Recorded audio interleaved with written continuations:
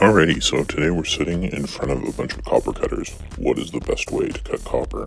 There are plenty of tools that are more than able to get the job done regardless of the brand, but the most tried and true brand tends to be Ridgid.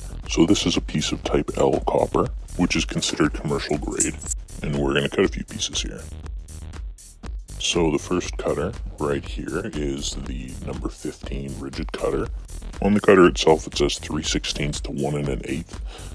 I can't recall exactly, but I'm pretty sure you can squeeze 1 1/4 in there. Or maybe the squeeze is just 1, I don't know. Generally you're going to use these cutters here for 1/4 inch copper all the way to 1 inch. If you're watching this, you're most likely a plumber and you know the copper cutters don't technically cut copper, they displace it.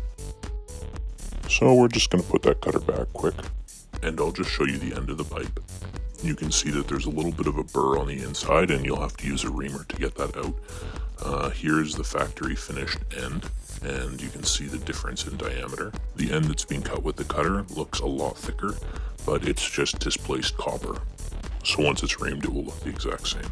Next one we're looking at are the minis, the Ridgid 101, which is good for 1 1/4 to 1 1/8.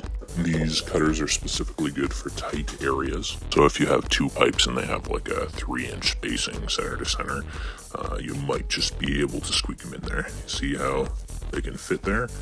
But the longer number 15 cutters just can't cut it.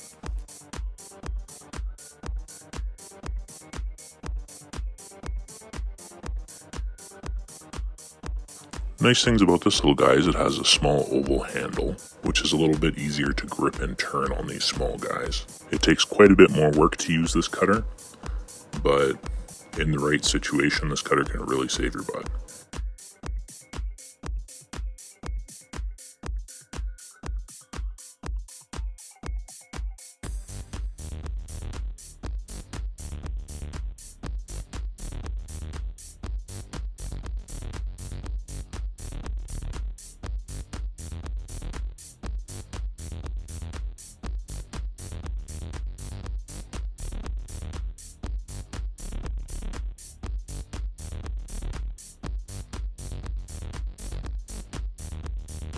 And you can see how painful of a cut that was. Honestly, it's so much easier to use the 15s if you have a choice. You can see the exact same displacement happening there. All of the cutters will do this.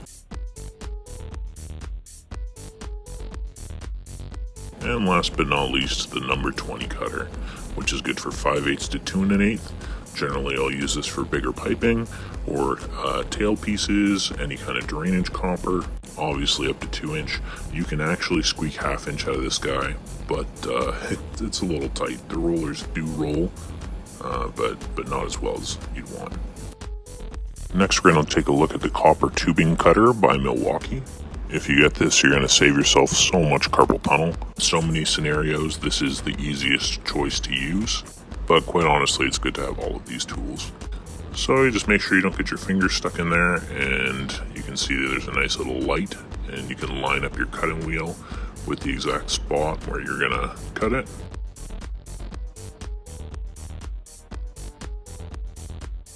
Once it's clicked into position, you can turn it on. You can see it already scoring the inside as the metal displacement occurs, and we're already done. So much quicker than all the other methods. This cutter is good for 1/2 inch up to 1 inch, I believe. And the only real problem I've had with them is when they get wet. They tend to shut off a little bit. So tell me, if you watched this whole video, what are your favorite copper cutters?